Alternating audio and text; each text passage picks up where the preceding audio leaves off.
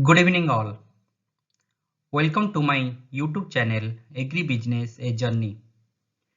Today I will discuss about factor product relationship. In my last video, I have highlighted during the production process different type of the functions or relationship exist in between the output and the input. In this context, you will find factor-factor relationship, product-product relationship and factor-product relationship. Today I will discuss about short run production function in line of factor product relationship, or you can say that how the overall output will vary with change in the input. In the short run production function, there are two input are taken into consideration. One is labor and second is capital. But the basic condition is that labor vary according to the variation in the product, or you say that increase or decrease of the product only depend on the labor, whereas the capital, which is the combination of land, machine, other infrastructures, will be stagnant, or you can say that the inelastic, or you can say that the fixed in the short run time period. But the question arises, how you can take the decisions by only producing the product, or you are producing the product? How you can justify that how much unit of labor you have to utilize for the production process? It all depends on three parameters. One is the total product or total productivity.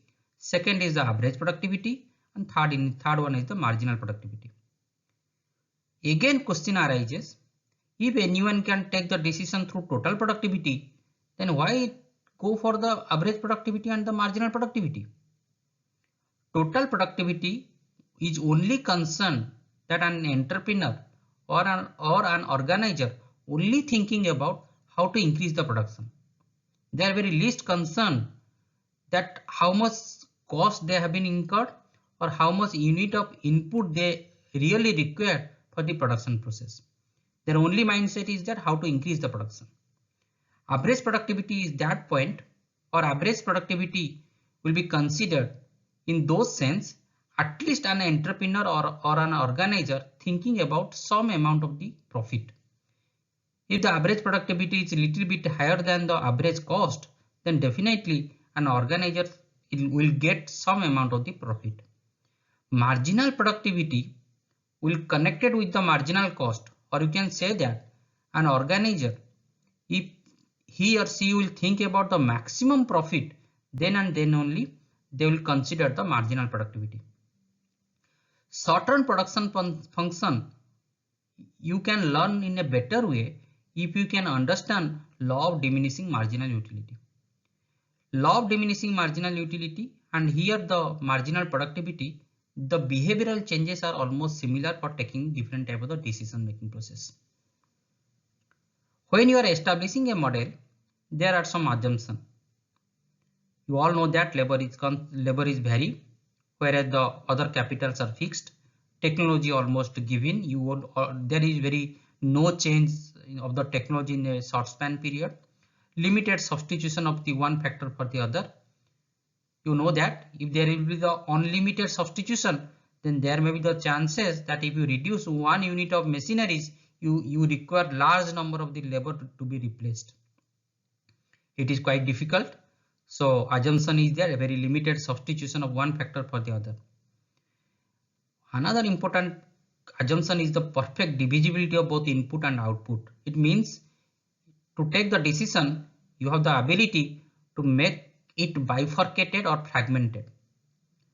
In this context, a law has been established that is called law of diminishing return. It states that when more and more unit of a variable inputs are applied to a given quantity of the fixed input, variable input is labor, fixed input is capital, the total output, means it is the product, may initially increase at increasing rate and then constant rate, but it will eventually increase at diminishing rate in the end. Whatever I have highlighted, if the increasing rate, then constant rate, then increasing at the diminishing rate, it all connected with the change of the marginal productivity. It will discuss through an example. An organization used 12 units of labor in a particular time period and it got different type of the product, total product, average product and marginal product. Up to fifth unit of labor, you just see total productivity has been increased, average productivity also has been increased and marginal product also be increased. It is called as the increasing return to scale. Again, I am highlighting that increasing return to scale will be considered only taking into consideration the changes of the marginal productivity. Because marginal means it is the increment change in total output with change in total input. So how the output has reflect with change in input, that's why marginal productivity has been as an indicator will be taken into consideration to justify the law. In the sixth unit, you will see again by addition of 1 unit of extra labor, the marginal productivity also be remain constant. It is the fifth unit, it is 74 and sixth unit, it is also be 74. It means as the law says, it will be increased at the increasing rate. Now it is at been constant rate.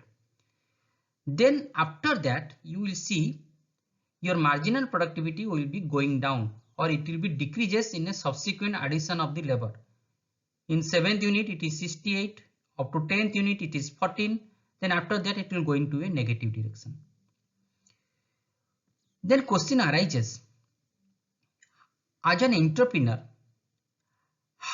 when I will stop my operation, whether it will be justified to stop my operation at the increasing return to scale, whether I will justify to stop my operation at the negative return to scale, or whether I will stop my operation at the diminishing return to time.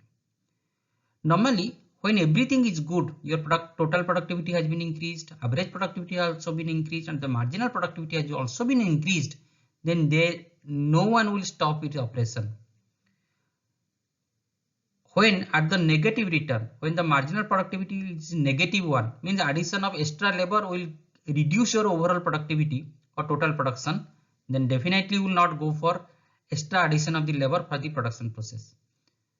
So as an entrepreneur, you always think that you stop the operation up to 7th unit to 10th unit or at the diminishing return stage, or you can say the stage 2, or you can say that it is the stage that an entrepreneur will take the rational decision. When you have addition of 8 unit of labor, your average productivity is 56 and marginal productivity is also 56. It means at least up to 8 unit of labor, an organization, though average productivity is at its peak point, or you can say that average productivity is at highest point, definitely an organization will expect some profit or value in that point. So if you don't know about what is the cost of the labor or what is the wage rate of the labor, or you have no idea about how much cost incurred by utilizing the labor in that time or in that time period, you at least use 8 unit of labor. Suppose labor is very cheaply available, almost it is free in nature, then an organizer will think about to going for utilizing of the 10 unit of labor to produce maximum 500 units of product. Suppose the labor is very scarce in nature, wage rate is quite high, so you will not go utilizing more and more unit of labor. You have to stop your operation up to utilizing the 7th unit of labor. So in the end, I like to say that as an entrepreneur, you like to operate in the zone number 2 or rational zone, or in the stage of diminishing returns up to 7th unit to 10 unit of labor. If you know what is the wage rate of the particular area, then definitely you can take the better decisions during the production process. Otherwise, as average productivity is highest up to utilizing of the 8 unit of labor, then definitely as a rational manager, you have to utilize 8 unit of labor for the decision making process. It's all about short-run production functions. Hopefully you will learn a lot. Thank you all. Thank you for watching my video.